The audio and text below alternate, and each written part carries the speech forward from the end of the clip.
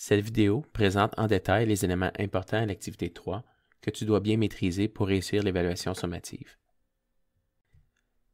Rappelle-toi que le but premier de la carte mère est de relier chacune des composantes de l'ordinateur. Ces liens sont appelés bus. Il s'agit en réalité de milliers de connexions électroniques qui rejoignent chaque partie de la carte mère. Le chipset dirige en quelque sorte la circulation des données. Il fait les différents branchements selon les commandes de l'UCT. Au niveau de la performance, certaines composantes nécessitent un lien plus rapide. C'est le cas de la mémoire vive et des fentes d'expansion PCI Express.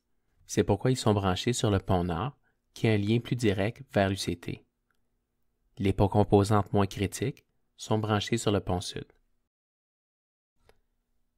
Sur l'évaluation, tu dois pouvoir identifier les différents types de connecteurs que l'on retrouve sur la carte mère et leur utilité. Il y a le socle du processeur. Il doit être compatible avec celui de l'UCT. Ensuite, il y a les fentes de mémoire DDR. C'est à cet endroit que l'on insère les barrettes de mémoire vive ou RAM. Les fentes d'extension PCI permettent d'ajouter par exemple une carte vidéo, une carte réseau ou du son. Il y a plusieurs tailles selon les besoins de la carte en question.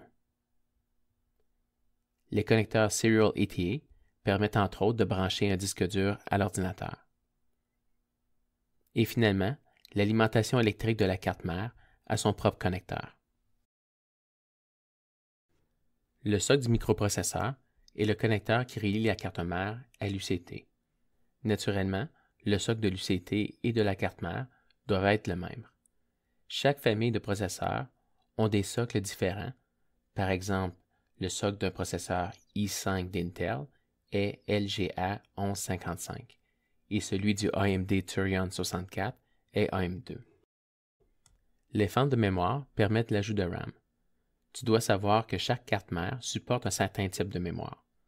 Par exemple, si on regarde les spécifications d'une carte mère, on remarque que la mémoire supportée est DDR4 2133. La fréquence de cette mémoire est donc 2133 Hz. OC est pour overclock. Donc tu peux utiliser des barrettes de mémoire plus rapides, mais il y a un certain risque de surchauffe des composantes dans le cas d'une ventilation inadéquate du boîtier de l'ordinateur.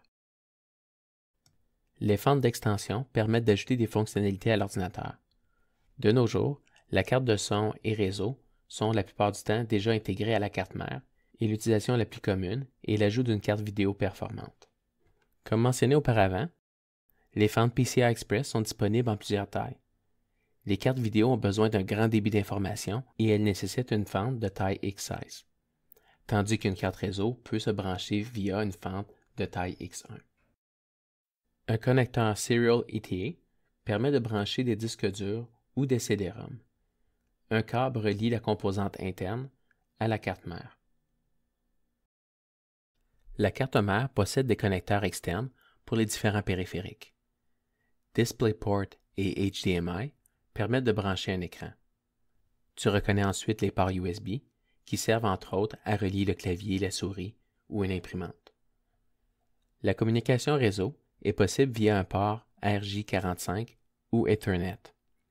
Ethernet est un protocole de réseau local, à ne pas confondre avec Internet, qui est le réseau planétaire. Finalement, tu dois certainement reconnaître les connecteurs audio qui servent au branchement des haut-parleurs et d'un micro.